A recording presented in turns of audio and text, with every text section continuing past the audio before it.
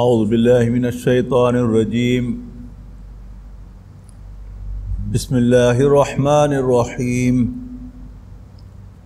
اقتربت الساعة وانشق القمر وإن يروا آية يعرضوا ويقولوا سحر مستمر وكذبوا واتبعوا أهواءهم وكل أمر مستقر وَلَقَدْ جَاءَهُم مِّنَ الْأَنبَاءِ مَا فِيهِ مُزْدَجَرٌ حِكْمَةٌ بَالِغَةٌ فَمَا تُغْنِ النُّذُرُ فَتَوَلَّ عَنْهُمْ يَوْمَ يَدْعُ الدَّاعِي إِلَىٰ شَيْءٍ نُكُرٍ خُشَّ عَنْ أَبْصَارُهُمْ يَخْرُجُونَ مِنَ الْأَجْدَاثِ كَأَنَّهُمْ جَرَادٌ مُّنتَشِرٌ مُهْطِعِينَ إِلَى الدَّاعِ يَقُولُ الْكَافِرُونَ هَٰذَا يَوْمٌ عَسِرٌ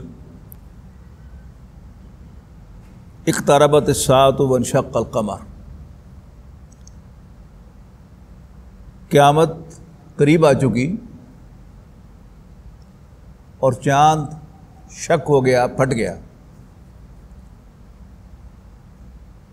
نبی اکرم صلی اللہ علیہ وسلم کی تشریف آوری قیامت کی سب سے بڑی نشانی ہے۔ اگر آپ اس بات کو ذہن میں رکھیں کہ اللہ کے حساب میں ایک دن ہمارے 1000 سالوں کے برابر ہے، تو نبی اکرم صلی اللہ علیہ وسلم کو گزرے ہوئے ابھی 1.5 دن گزرا ہے۔ یعنی وہ جو ہدایت کا سلسلہ شروع ہوا تھا حضرت آدم علیہ السلام سے، نوح علیہ السلام، ہود علیہ السلام، صالح علیہ السلام، لوط علیہ السلام، شعیب علیہ السلام، موسیٰ علیہ السلام، عیسیٰ علیہ السلام، اور پھر آخری جو اس کا لنک ہے، آخری جو کڑی ہے اس زنجیر کی، وہ نبی اکرم صلی اللہ علیہ وسلم ہے۔ اس کے بعد اللہ تعالیٰ نے ہدایت کا سلسلہ بند کر دیا۔ اس کا مطلب کیا ہے کہ اب اینڈ آف دا ٹائم ہونے والا ہے۔ اچھا، نبی اکرم صلی اللہ علیہ وسلم کی حیات طیبہ میں ایک مرتبہ آپ منا میں تشریف فرما تھے، 14ویں کا چاند تھا۔ وہ لوگوں نے کہا کوئی نشانی تو ہو، تو نبی اکرم صلی اللہ علیہ وسلم نے کہا دیکھو چاند کی طرف، اور آپ نے یوں اشارہ کیا اور چاند 2 ٹکڑوں میں تقسیم ہو گیا۔ ایک ٹکڑا جو ہے اس پہاڑی کی طرف چلا گیا اور دوسرا دوسری طرف چلا گیا، اور کچھ ہی دیر میں وہ دونوں ٹکڑے واپس مل گئے اور چاند ایک ہو گیا۔ اس پر بہت اعتراض کیے گئے ہیں اس روایت پر کہ ایسا نہیں ہوا۔ کچھ کا کہنا ہے کہ جی ہسٹوریکلی یہ ثابت نہیں ہے، لیکن پہلی بات تو یہ ہے کہ جو لوگ وہاں موجود تھے انہی سے آپ نے کہا تھا نا چاندوں دیکھ کر، اور باقی جس کو اس بات کا اندازہ نہیں ہے کوئی ایسا واقعہ پیش آنے والا ہے تو وہ خامخواہ کوئی چاند پر ٹکٹکی باندھ کر تو نہیں دیکھے گا۔ پھر یہ کہ وہ جو لوگ وہاں موجود تھے ان کے علاوہ بھی جو دوسرے علاقوں کے بعض لوگ تھے، انہوں نے کہا کہ ہاں ہم نے بھی دیکھا ہے۔ ظاہر انہوں نے دیکھا ہوگا، صرف انہوں نے کہ جو اس وقت چاند کی طرف دیکھ رہے تھے، باقی چاند بے نور تو نہیں ہو گیا تھا کہ ایک دم تھوڑا اندھیرا ہو جاتا اور لوگ دیکھتے، یعنی آدھا چاند ادھر چلا گیا آدھا ادھر چلا گیا، روشنی تو پوری رہی اس کی۔ لہذا جو لوگ اس وقت چاند کی طرف دیکھ رہے تھے صرف انہوں نے دیکھا۔ باقی ہندوستان کی ساحلی علاقے پر ایک ہندو راجا نے یہ دیکھا تھا، ظاہر وہ چاند کی طرف دیکھ رہا ہوگا، اس نے بھی چاند کو 2 ٹکڑے ہوتے ہوئے دیکھا۔ تو جب اسلام کا یہاں پر آمد ہوئی اور پتہ چلا کہ ہاں نبی اکرم صلی اللہ علیہ وسلم نے ایسا کیا تھا، تو اس نے کہا کہ یس یہ تو میں نے بھی دیکھا تھا، اور پھر وہ شخص بعد میں اسلام بھی لے آیا تھا۔ تو فرمایا وانشق القمر، اور چاند شک ہو گیا، پھٹ گیا۔ وَإِن يَرَوْا آيَةً يُعْرِضُوا وَيَقُولُوا سِحْرٌ مُّسْتَمِرٌ، اور ان کی عادت یہ ہے کہ جب بھی یہ کوئی نشانی دیکھتے ہیں تو اسے منہ پھیر لیتے ہیں اور کہتے ہیں کہ یہ تو پرانا چلا آنے والا جادو ہے جو ہمیشہ سے چلا آ رہا ہے۔ یعنی جو لوگ اس وقت وہاں موجود تھے انہوں نے ماننا تو تھا نہیں، لہٰذا انہوں نے کہا کہ نہیں تم نے ہماری آنکھوں پر جادو کر دیا تھا، ایسا کچھ نہیں ہوا، اور وہ ہمیشہ ایسے ہی کرتے ہیں۔ وَكَذَّبُوا وَاتَّبَعُوا أَهْوَاءَهُمْ، اور انہوں نے انکار کر دیا، جھوٹا قرار دیا اس نشانی کو، اور انہوں نے اپنی خواہشات کی پیروی کی۔ وَكُلُّ أَمْرٍ مُّسْتَقِرٌ، اور ہر کام کا ایک وقت مقرر ہے، اسی پر وہ ہوتا ہے، نہ آگے ہو سکتا ہے نہ پیچھے ہو سکتا ہے۔ وَلَقَدْ جَاءَهُم مِّنَ الْأَنبَاءِ مَا فِيهِ مُزْدَجَرٌ، اچھا، اس صورت میں انباء الرسل ہیں، یہ دو کیٹیگریز میں آپ سے ڈسکس کرتا رہا ہوں کہ ایک قصص النبیین ہے، نبیوں کے قصے. حضرت یوسف علیہ السلام کا قصہ بڑی تفصیل سے بیان ہوا، حضرت داؤد علیہ السلام، حضرت سلیمان علیہ السلام، ابراہیم علیہ السلام. یہ کیا ہے؟ یہ نبیوں کے قصے ہیں، نبیوں کی عظمت، ان کی زندگی کے کچھ واقعات جس میں سے وہ گزرے ان کا بیان ہے. لیکن دوسرے انباء الرسل ہیں. انباء الرسل کہلاتے ہیں وہ رسول کے جو متعین قوموں یا اشخاص کی طرف بھیجے گئے، اور پھر اللہ تعالیٰ ان کے پیچھے کھڑا ہوا، اور جب قوم نے یا اس شخص نے انکار کیا ان کو ماننے سے، تو پھر اللہ تعالیٰ نے جو بھی ایڈریسز تھے رسولوں کے ان کو تباہ کر دیا. قوم نوح، قوم ہود، قوم صالح، یہ سب جو ہیں وہ اسی کیٹیگری کے ہیں، اور ان کا اب ترتیب وار جو ہے وہ ذکر اس صورت میں آنے والا ہے.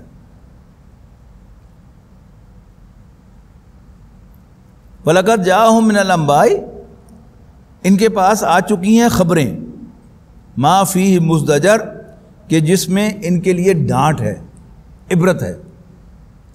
حکمتٌ بالغۃ، یہ کامل دانائی کی کتاب ہے. فما تغنی النذر، لیکن ان کو یہ خبردار کرنا کوئی فائدہ نہیں دے گا. فتول عنہ، لہذا اے نبی آپ ان سے گریز کریں. یوم یدعو الداعی الی شیء نکر، اور جس دن ایک پکارنے والا ایک ان پلیزنٹ چیز کی طرف پکارے گا. اب یہ قیامت کا منظر ہے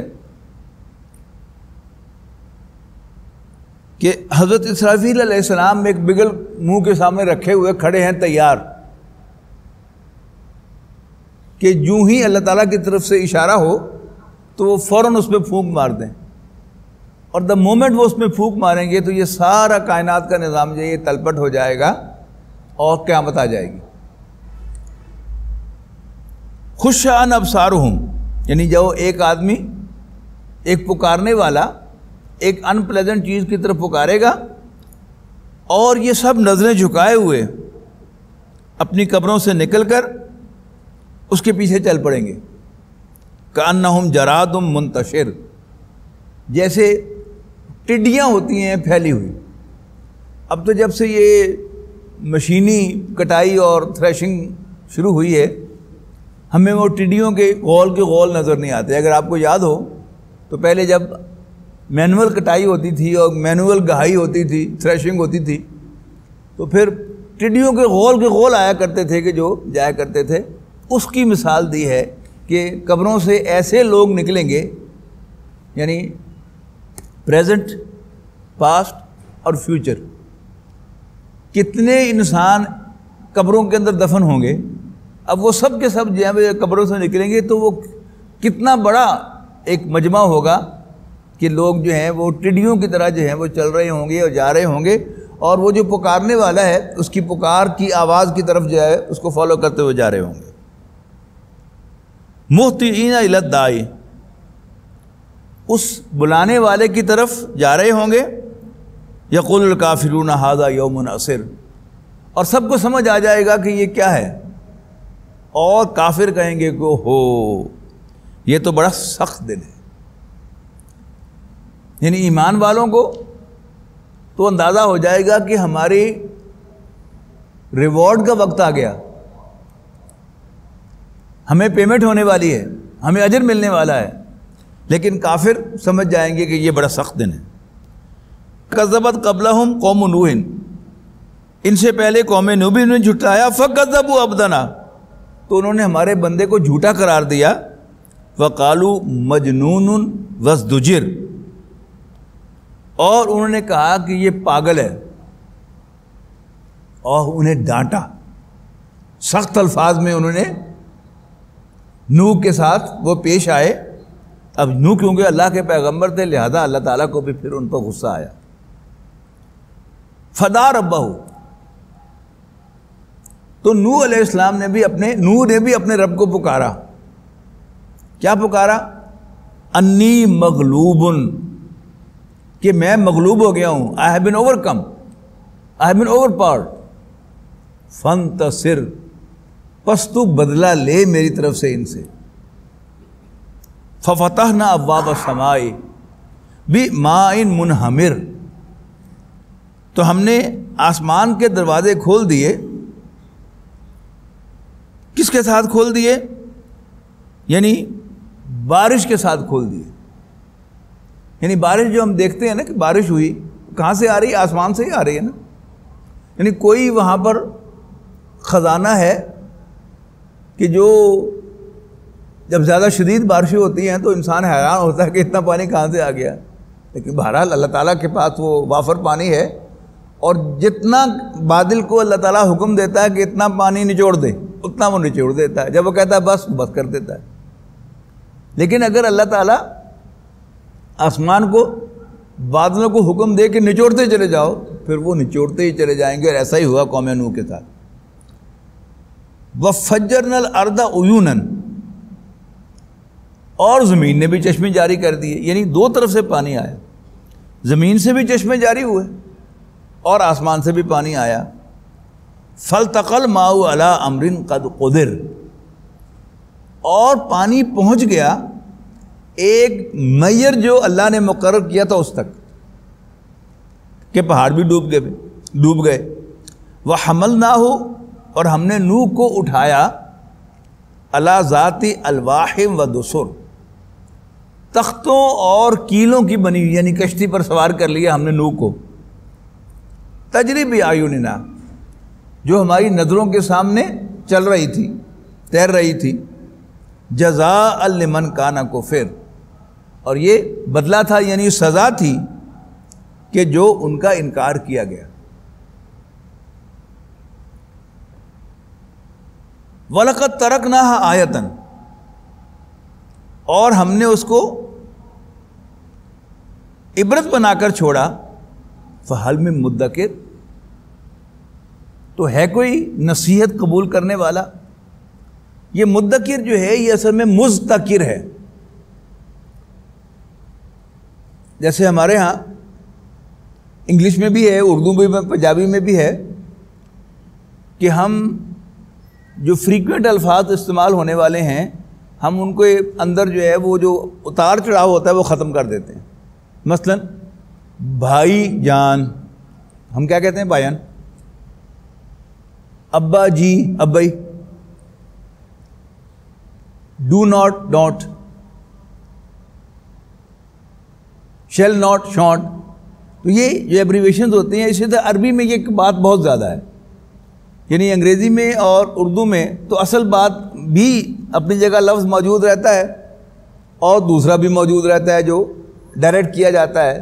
لیکن عربی میں تو وہ اصل لفظ جو ہے وہ غائب بھی ہو جاتا ہے، اور وہ جو نئی شیپ لیتا ہے کوئی لفظ وہی باقی رہ جاتا ہے. تو مذکر یہ اصل میں زال اور تا تھی، ان دونوں کے درمیان تبادلہ ہوا کہ پہلے تا زال سے بدل گئی، مذکر ہو گیا، اور پھر زال دال سے بدل گئی آسانی کے لیے تو مدکر ہو گیا. فحال میں مدکر تو ہے کوئی نصیحت قبول کرنے والا. ذکر کے معنی نصیحت، اور مدکر ہے کوئی نصیحت قبول کرنے والا. یہ صورت جو ہے آپ نوٹ کیجئے گا، یہ صورت رحمان سے بالکل پہلے واقع ہوئی ہے، اور سورہ رحمان کا بھی ایک ٹیپ کا بند ہے، فَبِأَيِّ آلَاءِ رَبِّكُمَا تُكَذِّبَانِ. اب یہ جو ہے یہ اس کے ٹیپ کا بند ہے اس صورت کا کہ وَلَقَدْ يَسَّرْنَا الْقُرْآنَ لِلذِّكْرِ، ہم نے قرآن کو نصیحت کے لیے بہت آسان بنا دیا ہے. فَحَلْ مِن مُدَّكِرٍ، تو ہے کوئی اس سے نصیحت حاصل کرنے والا. بار بار آئے گا اب یہ جملہ. کذبت، اب قوم نوح کے بعد کون سی اہم قوم آئی ہے؟ قوم عاد آئی ہے، جس کی طرف ہود علیہ السلام بھیجے گئے. کذبت عاد،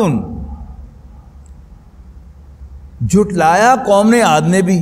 فکیف کان عذابی ونذر، تو پھر کیسا تھا میرا عذاب اور کیسی تھی میری وارننگز.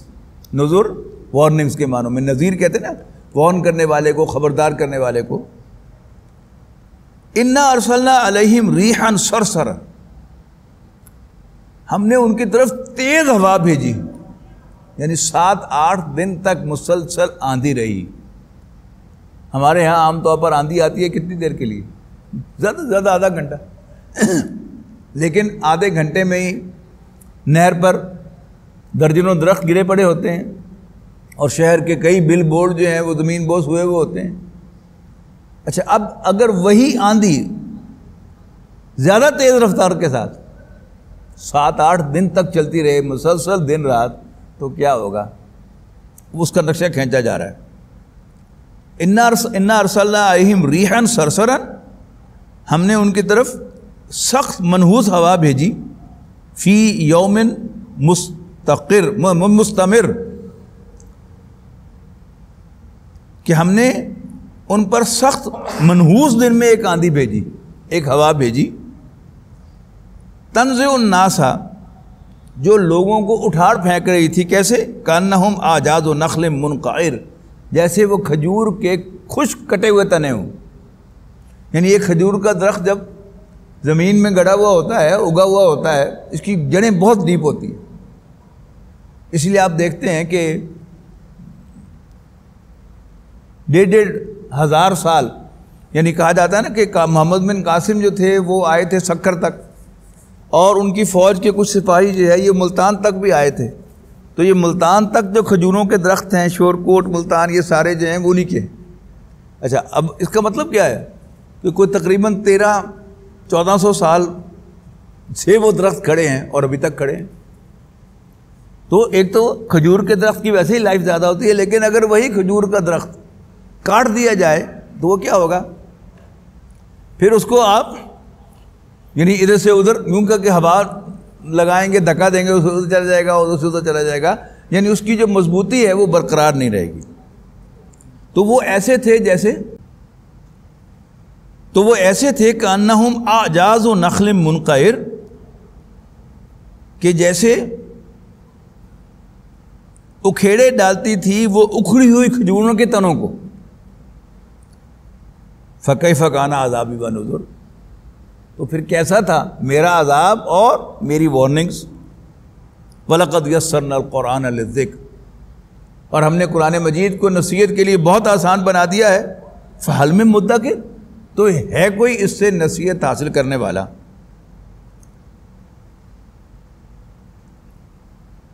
کذب ثمود بالنذر، تیسرے پیغمبر جن کا بار بار ذکر ہے وہ کون ہے؟ وہ حضرت صالح علیہ السلام، جو قوم سمود کی طرف بھیجے گئے، اب ان کا ذکر آ گیا۔ کذبت ثمود، قوم سمود نے بھی جھٹلایا، بالنذر، ہماری وارننگز کو۔ فقالوا، اور وہ کہنے لگے، ابشر منا واحدا نتبعہ، واہ بھائی واہ، کیا ہم اپنے ہی میں سے ایک شخص کی پیروی کریں گے؟ ایک شخص صرف؟ انا اذا لفی ضلال وسعر، اگر ہم نے ایسا کیا تو ہم بالکل بھٹک جائیں گے اور دیوانگی کے شکار ہو جائیں گے۔ یعنی یہ کوئی عقل مندی کی بات نہیں ہوگی، ایک تو ہم بھٹک جائیں گے، اور پھر آن پارٹ بھی یہ کوئی عقل مندی کی بات نہیں ہوگی۔ اُلقی الذکر علیہ، کیا نصیحت ہم سب میں سے اسی پر اتری ہے؟ من بیننا، ہمارے اندر سے، بل ہوا کذاب اشر، نہیں بلکہ یہ جھوٹا خود پسند ہے۔ جواب دیا گیا، سیعلمون غداً، عنقریب یہ جان لیں گے، من الکذاب الاشر، کہ کون جھوٹا خود پسند ہے۔ یہ خود پسندی ایک بہت بڑی بیماری ہوتی ہے نا، اگر یہ بیماری کسی کو لاحق ہو جائے تو بڑے عجیب عجیب تماشے ہوتے ہیں۔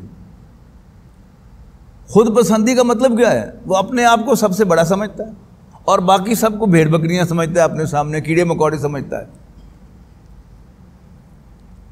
تو انہوں نے حضرت صالح پر الزام لگایا کہ یہ جھوٹا خود پسند ہے، تو اللہ تعالیٰ نے جواب دیا، کل پتہ چل جائے گا کہ کون جھوٹا خود پسند ہے۔ اللہ کا پیغمبر نہ جھوٹا ہوتا ہے اور نہ خود پسند ہوتا ہے، اللہ تعالیٰ نے اس کو جو مقام دیا ہوتا ہے اسی پر وہ فائد ہوتا ہے، وہ خود کوئی اپنی جمع تفریق کر کے اپنے آپ کو اونچا نہیں کر رہا ہوتا۔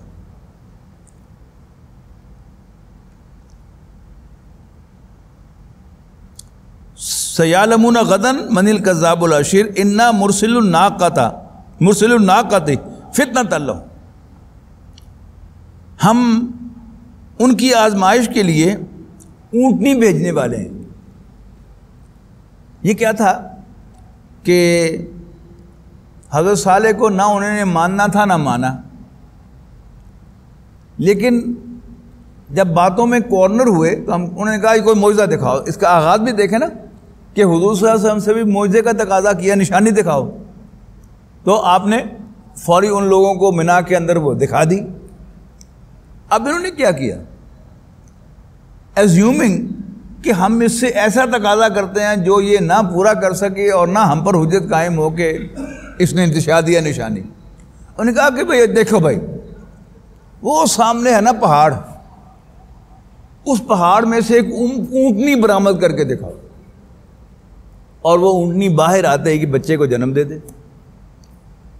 حضرت صالح علیہ السلام نے اللہ تعالیٰ سے درخواست کی کہ یا اللہ میں تیرا سچا نبی ہوں۔ کیا رہے تھے وہ نا، جھوٹا کہا تھا نا اور خود پسند کہا تھا۔ اب حضرت صالح نے کہا کہ یہ مجھے جھوٹا قرار دے رہے ہیں، تو مجھے سچا کر دے، میں تیرا سچا نبی ہوں۔ لہذا واقعتاً ان کے سامنے اسی پہاڑ میں سے ایک اونٹنی برآمد ہوئی اور اس نے بچے کو جنم دیا۔ اب انہوں نے نہ ماننا تھا نہ مانا، لہذا اللہ تعالیٰ نے اس اونٹنی کو جو ان کے لیے نشانی بنائی گئی تھی ان کے لیے مصیبت بنا دیا۔ ظاہر ہے وہ کوئی عام اونٹنی تو نہیں تھی، وہ تو اللہ کی نشانی تھی۔ لہذا جب وہ کھانے پہ آتی تھی، چرنے پہ آتی تھی، تو کھیتوں کے کھیت چر جاتی تھی اور پوری آبادی میں ہریاول نام کی کوئی چیز نہیں چھوڑتی۔ پانی پینے پہ آئے تو گھاٹ کے گھاٹ جو ہے وہ پی جاتی تھی۔ تو اب بڑے تنگ ہوئے وہ، ایک ہی مصیبت پہ آ گئی، ایک ہی گل پا بیٹھے ایسے۔ لہذا انہوں نے پلان کیا اور اس اونٹنی کی اگلی ٹانگیں کاٹی۔ آ رہی تھی تو ایک سردار نے کہا مینو پھڑاؤ تلوار، کچھ نہیں ہوتا، اس لیے کہ حضرت صالح نے وارننگ دی تھی کہ یہ اللہ کی اونٹنی ہے، اس کو ہاتھ نہ لگانا، اگر تم اس کو نقصان پہنچاؤ گے پھر تمہاری خیر نہیں ہو۔ اچھا، بیچ میں سے وہ سارے سردار ڈرتے بھی تھے اور جی بھی ان کا چاہتا تھا کہ یہ تو مصیبت ہے، یا تو مان جاتے، ماننا تھا نہیں انہوں نے، اس سے کیسی جان چھوٹے۔ ایک سردار جو تھا وہ ذرا دلیر، اس نے اپنے آپ کو ظاہر کیا، نے کہا ایسی تیسی میں نے بڑھاؤ تلوار، اور ادھر سے وہ اونٹنی آگے جا کے اس کی تلوار سے دونوں ٹانگیں اگلی کاٹ دی۔ بس یہ پھر آنا تھا، کرنا تھا، اور پھر اللہ کا عذاب ان پر آ گیا، اس کا ذکر ہو رہا ہے۔ انا مرسل الناقۃ فتنۃ لہم، ان کی آزمائش کے لیے، فرتقبہم واصطبر، اور ان کو دیکھتے رہنا اور صبر کرنا، ونبئہم، اور ان کو وارن کر دو، ان الماء قسمۃ بینہم، کہ پانی ان کے درمیان تقسیم ہے۔ یہ اس واقعے سے پہلے کی بات ہے کہ جب انہوں نے قتل کیا، اونٹنی کو ٹانگیں کاٹی، بہت تنگ تھے، تو بار بار آتے حضرت صالح علیہ السلام کے ساتھ پاس اور ان سے کہتے کہ بھئی، وہ صالح کی اونٹنی کہتے تھے اسے، اللہ کی اونٹنی مان لیتے تو پھر تو مسئلہ ہی حل ہو جاتا، وہ صالح کی اونٹنی کہتے تھے کہ تیری اونٹنی بھی بڑی تنگ ہے، ایسے کرو ہمارے ساتھ جو ہے وہ بانٹ لو، ایک دن تمہاری اونٹنی چرے گی اور دوسرے دن ہمارے جانور چریں گے، اور ایک دن تمہاری اونٹنی پیے گی اور اگلے دن ہمارے پاس۔ اب وہ اونٹنی جو ہے وہ ایک دن چر کر کوئی ہریاول چھوڑے تو اگلے دن جا کے باقی جانور چریں، ان کو ملتا ہے کچھ نہیں، اور پانی کے گھاٹ وہ پی جاتی تھی اور اگلے دن پانی نہیں ملتا تھا، اور پھر اس کے بعد پھر ان کی باری آ جاتی تھی اسی اونٹنی کی۔ تو یہ تھا وہ سب مسئلہ کہ ہم ان الماء قسمۃ بینہم، کہ ہم پانی کو ان کے درمیان بانٹ لیتے ہیں، کل شرب محتضر، اور ہر باری والے کو اپنی باری پر آنا ہوگا۔ فنادوا صاحبہم، تو ان لوگوں نے اپنے دوست کو پکارا، یہ جو وہ سردار تھا جس نے حامی بھری تھی نا کہ میں کروں گا، ان کے آ یار مسئلہ حل کر ساڈا۔ فتعاطا وعقر، تو اس نے اونٹنی کو پکڑ کر اس کی ٹانگیں کاٹ دیں۔ فکیف کان عذابی ونذر، تو پھر کیسا تھا میرا عذاب اور میری وارننگز۔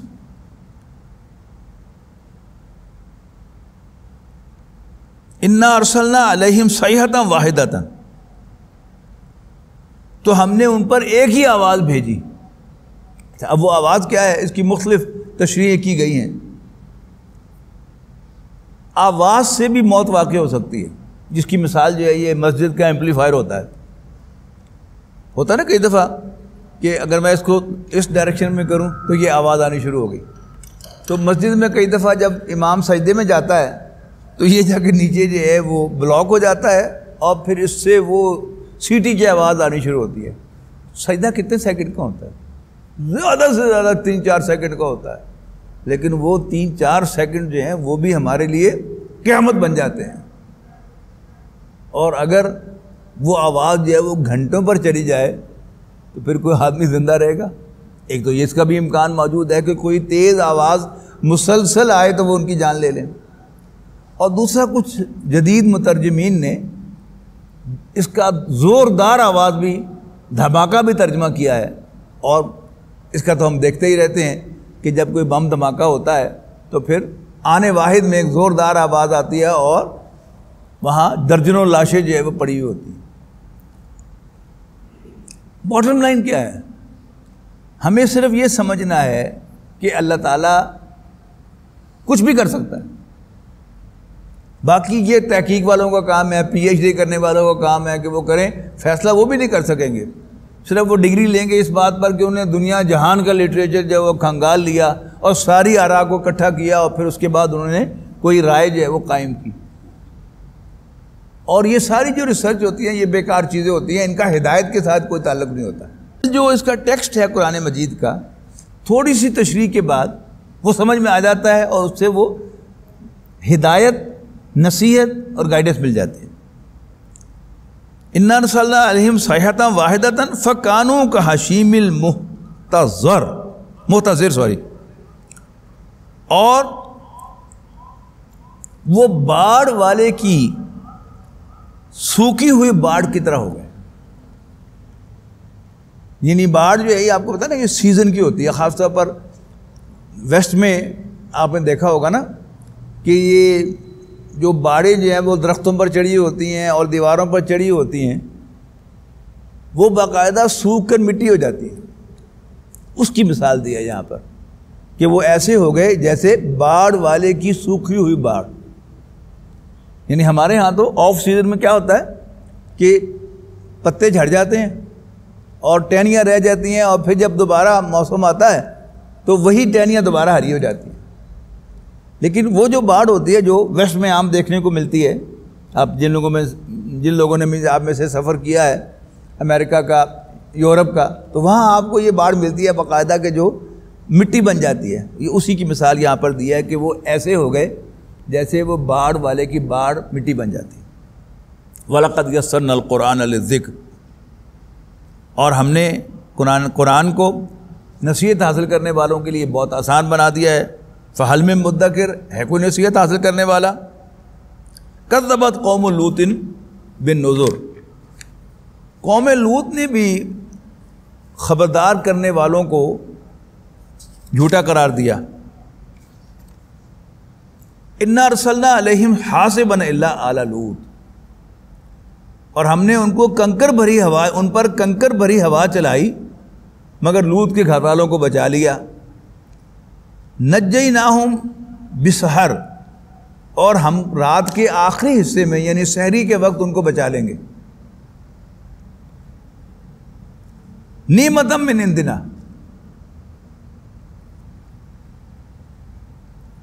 ہماری طرف سے ایک مہربانی کے طور پر، فضل کے طور پر۔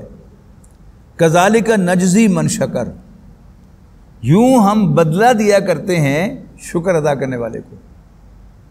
وَلَقَدْ أَنذَرَهُمْ بَطْشَتَنَا فَتَمَارَوْا بِالنُّذُرِ، اور لوط نے ان کو ہماری پکڑ سے ڈرایا بھی تھا، فتح مارو، لیکن انہوں نے اس ڈرانے پر شک کیا کہ ہمیں مار دا۔ وَلَقَدْ رَاوَدُوهُ عَنْ ضَيْفِهِ، اور انہوں نے لوط سے اس کے مہمان چھیننے چاہے۔ وہ فرشتے آئے تھے نا، یعنی ٹین ایج لڑکوں کی شکل میں، اور اس کی خبر ہو گئی کہ لوط کے ہاں آج بڑا شکار آیا زبردست قسم کا۔ ظاہر یہ یعنی جو رسیا ہوتے ہیں وہ ٹین ایج لڑکوں کے ساتھ سیکس کرنے کے، تو ان کو خبر ہو گئی، اللہ تعالیٰ نے خاص بندوبست کیا تھا تاکہ ان کی جو بغاوت ہے وہ اور زیادہ کھل کر سامنے آ جائے۔ تو فرشتے اس بستی میں داخل ہوئے، اللہ نے داخل کیے ٹین ایج لڑکوں کی خوبصورت لڑکوں کی شکل میں، اور کانوں کان خبر ہو گئی پوری بستی میں، اور اس کے جو سردار تھے، جو بڑے بڑے لوگ تھے، وہ آئے اور انہوں نے لوط علیہ السلام سے تقاضا کرنا شروع کیا کہ یہ اپنے مہمان ہمارے حوالے کر دیں۔ لوط علیہ السلام نے بڑا سمجھایا کہ میرے مہمان ہیں، مجھے اپنے مہمانوں کے سلسلے میں رسوا نہ کرو، باقی اگر تم چاہو تو میں تمہیں اپنی بیٹیاں بیاہ دینے تمہارے ساتھ بیاہ سکتا ہوں، اور اپنی اس خواہش کو ان سے پورا کرو جو اللہ نے راستہ رکھا ہے، لیکن یہ نہ کرو۔ پھر فرشتوں نے ان کو کہا کہ لوط آپ فکر نہ کیجیے، ہم اللہ کے بھیجے ہوئے فرشتے ہیں، اور عنقریب ان پر عذاب آئے گا، لہذا صبح ہونے سے پہلے سحری کے وقت آپ اپنے گھر والوں کو نکل جائیں۔ صرف ایک بیوی جو ہے جس نے جانے سے انکار کیا، شی opted to remain behind، اور وہ کافر تھی پہلے بھی، حضرت لوط علیہ السلام کی بیوی تو تھی لیکن ان پر ایمان نہیں لائی تھی کہ وہ اللہ کے رسول ہے، وہ غرق و تباہ ہونے والوں کے اندر شامل ہو گئے۔ وَلَقَدْ رَاوَدُوهُ عَنْ ضَيْفِهِ، اور ان سے ان کے مہمانوں کو لے لینا چاہا، فَتَمَسْنَا أَعْيُنَهُمْ، تو ہم نے ان کی آنکھیں مٹا دیں، فَذُوقُوا عَذَابِي وَنُذُرِ، تو چکھو پھر میرے عذاب اور میری وارننگز کا مزہ۔ وَلَقَدْ صَبَّحَهُمْ بُكْرَةً عَذَابٌ مُسْتَقِرٌ، اور ان پر صبح سویرے ہی اٹل عذاب نازل ہوا، فَذُوقُوا عَذَابِي وَنُذُرِ، تو چکھو میرے عذاب اور میری وارننگز کا مزہ۔ وَلَقَدْ يَسَّرْنَا الْقُرْآنَ لِلذِّكْرِ، اور ہم نے قرآن کو نصیحت کے لیے بہت آسان بنا دیا ہے، فَهَلْ مِن مُدَّكِرٍ، تو ہے کوئی نصیحت حاصل کرنے والا۔ وَلَقَدْ جَاءَ آلَ فِرْعَوْنَ النُّذُرُ، پھر فرعون النذر، اور فرعون کے پاس بھی خبردار کرنے والے آئے تھے۔ کذبوا بآیاتنا، اس نے بھی ہماری نشانیوں کو جھوٹا قرار دیا، کلھا، سب کی سب کو۔ فَأَخَذْنَاهُمْ أَخْذَ عَزِيزٍ مُقْتَدِرٍ، تو ہم نے اس کو دبوچ لیا ایک غالب اور مقتدر پکڑنے والے کے طرح۔ اکفارکم خیرن، اچھا یہ تو پچھلے تھے نا کہ جن کے ساتھ یہ معاملہ ہوا، اب حضور صلی اللہ علیہ وسلم سے کہا جائے کہ کیا تمہارے کفار یعنی مکے کے لوگ خیر من اولئکم، اور ان سے بہتر ہے کہ ان پر عذاب نہیں آئے گا؟ کیوں؟ ام لکم براۃ فی الزبر، کیا تمہارے پاس پچھلی کتابوں میں کوئی امیونٹی آئی ہے کہ کچھ نہیں ہوگا؟ ام یقولون نحن جمیع منتصر، اور یہ کہتے ہیں کہ ہم بڑی مضبوط جماعت ہیں۔ ام یقولون، کیا یہ کہتے ہیں کہ نحن جمیع منتصر، کہ ہم بڑی مضبوط جماعت ہیں؟ سیہزم الجمع، عنقریب یہ جماعت بھی شکست کھائے گی۔ وَيُوَلُّونَ الدُّبُرَ، اور یہ پیٹ پھیر کر بھاگیں گے، اور یہ غزوہ بدر میں ہوا۔ بل الساعۃ موعدہم، اصل میں ان کی جو وعدے کا جگہ ہے جس سے انہیں ڈرایا جا رہا ہے وہ کیا ہے؟ وہ قیامت ہے۔ بل الساعۃ موعدہم، ان کے وعدے کا وقت ہے۔ والساعۃ ادھیٰ وامر، اور قیامت بڑی سخت ہے اور بہت تلخ ہے۔ مرن کہتے ہیں کڑوے کو، امر اس کے سپرلیٹو ڈگری ہے۔ ان المجرمین فی ضلال وسعور، یقیناً مجرم لوگ، گلٹی ونس، وہ گمراہی اور دیوانگی میں ہے۔ یوم یسحبون فی النار، جس دن وہ منہ کے بل آگ میں ڈالے جائیں گے، علی وجوہہم، اپنے منہ کے بل، اور ان سے کہا جائے گا ذوقوا مس سقر، اب آگ کا مزہ چکھو۔ انا کل شیء خلقناہ بقدر، یقیناً ہم نے ہر چیز ایک اندازے سے پیدا کی ہے۔ وما امرنا الا واحدۃ کلمح بالبصر، اور ہمارا فیصلہ، ہمارا حکم وہ پلک جھپکنے کی دیر کی ایک بات ہے۔ وَلَقَدْ أَهْلَكْنَا أَشْيَاءَكُمْ فَهَلْ مِن مُدَّكِرٍ، اور ہم نے تمہارے ہم مذہبوں کو، یعنی جو تمہارے طرح کافر لوگ تھے، تمہارے ہم مذہب تھے، ہم نے ان کو ہلاک کیا۔ فَهَلْ مِن مُدَّكِرٍ، تو ہے کوئی نصیحت قبول کرنے والا؟ وَكُلُّ شَيْءٍ فَعَلُوهُ فِي الزُّبُرِ، اور جو کچھ انہوں نے کیا تھا ہم نے ان کے اعمال ناموں میں درج کر دیا ہے۔ وَكُلُّ صَغِيرٍ وَكَبِيرٍ مُسْتَطَرٍ، اور ہر چھوٹا اور بڑا لکھ دیا گیا ہے اس اعمال کے نامے کے اندر۔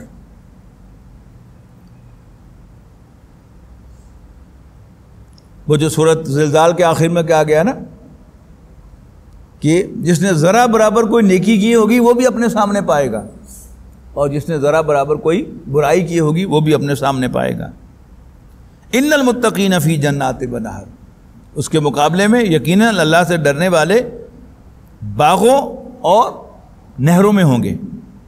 فی مقعد صدق عند ملیک مقتدر، یعنی پاک مقام پر ہر طرح کی قدرت رکھنے والے بادشاہ کی بارگاہ میں، اس کے سامنے اہل جنت جو ہیں وہ ہر قسم کی نعمتیں اویل کر رہے ہوں گے۔